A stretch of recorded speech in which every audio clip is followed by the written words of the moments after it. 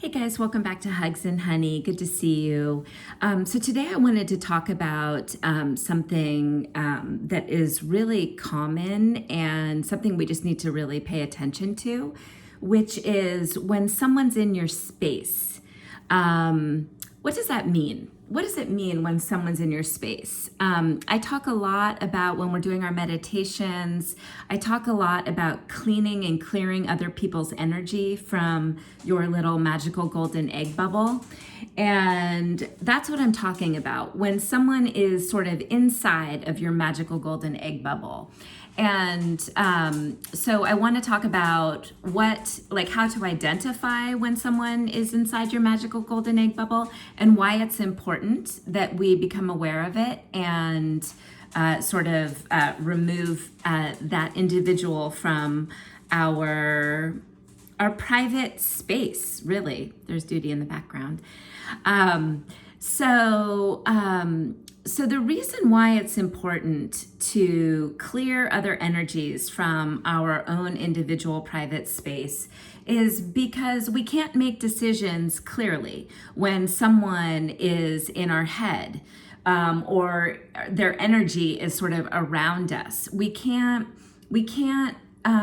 align with our own sense of what we're supposed to do for what's good for us, what's best for us as an individual, because we have the influence of someone else. Now, when you're young, your parents are going to be influential and your teachers are going to be influential. But that doesn't mean that you can't still start to identify what it is inside of you that's important and how to sort of direct and make decisions. So I know it sounds a little complicated, but there are pretty much like three ways that you can tell when someone is in your energy, in your energetic space. The first is, and the most important really, is if you're thinking of that person. Like before you make decisions, do you think of what your mom would say or what your dad would say or what your teacher would say? Or if you're just thinking of that person, if the thought, like if you're just sitting, maybe doing your homework, and then all of a sudden you think of that person is in your space. Sometimes that means that you might get a phone call from someone that you haven't heard from in a long time. And that is a type of clairvoyance, which is using your intuition and just connecting that person's energy. So sometimes, people do enter into our space, our personal space. And it is kind of an identifier of what is going to come. But basically, when you start thinking about a person, when a person is in your head, they are basically in your energetic space. Also, if you dream about someone, they might be in your energetic space, and you might start just thinking about them and basing decisions that you make in your life around what they may or may not think, or the dream might influence what you choose to do next in your lives. And then also sometimes you can just feel them, right? You can just feel it. Sometimes it's usually in the front, and you just kind of feel their energy in your space. So there's a good analogy that I like to use about this. It's like being a cook in a kitchen, okay? So you're the chef in the kitchen, and you are thinking about what you're gonna make for food, for your meal. And, maybe your mom or dad comes into the kitchen and their energy kind of influences your decision on what you're gonna make, right? Or someone says something that is sort of like in your kitchen and makes it difficult for you to make your own decisions because now you're influenced by what someone else has said, or what their look might have been. They might have grimaced, or they might have rolled their eyes or done something that made you question yourself or second guess yourself. So you can kind of think of basically clearing the space, the energetic space around you. It's like asking the people in the kitchen to leave, and so that you can create the masterpiece in the dish that you were, intending to create all on your own. And so it's so important for us to constantly be thinking about who's in our energetic space and how close are they and what are they saying and how are we sort of walking our lives based on what their opinions are.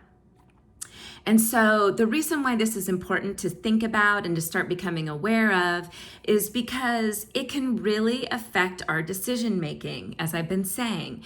It can really, we start to make decisions for other people. So, you might continue to play soccer for your parents because they want you to play, even though you're really not into it. Or you might take a certain class for your parents that you're not really that interested in, and you may not do very well in it because you're really not that focused on it. It's not your thing. And so we do things all the time for other people in our lives. And that's okay for the most part, as long as we know what is good for us and what is healthy for us. Because when we start doing things because other people want us to, we lose ourselves. So this happens all the time in marriages. Women, actually both sides might give so much to the marriage and to the relationship that they sort of lose themselves inside of it. And they forget, who are they? What do they like? What do they want to do? What's important to them? And so they make decisions based on their partner or their children, which to a certain degree is okay. But if you continue to do that, you start to lose yourself. And when you lose yourself, then decisions become really, really difficult. Life becomes difficult. You feel a little bit lost. You feel a little bit aimless. You feel a little bit like you're in the fog and you don't really know where to go. You lose connection with what you like, with what your passions are, with what's good for you. And so, and that's not a healthy situation.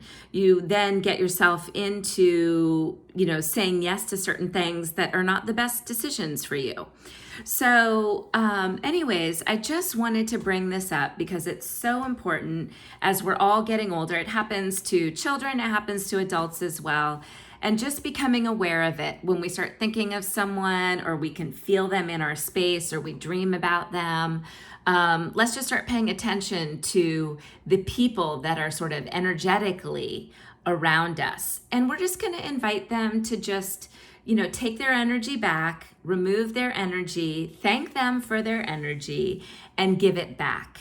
And when you do this, you can kind of like clear it out. So you've got like an arm's length really around your whole body of your own private energetic field that is 100% only for you. So what you just want to do, and it's above you, it's below you, it's behind you. So you don't want to forget about the behind you part. Because sometimes there could be someone standing behind you. Sometimes it's like a father figure or something, and you're like, my dad's right there. He feels like he's right there, even though he may not be, but he feels like he is.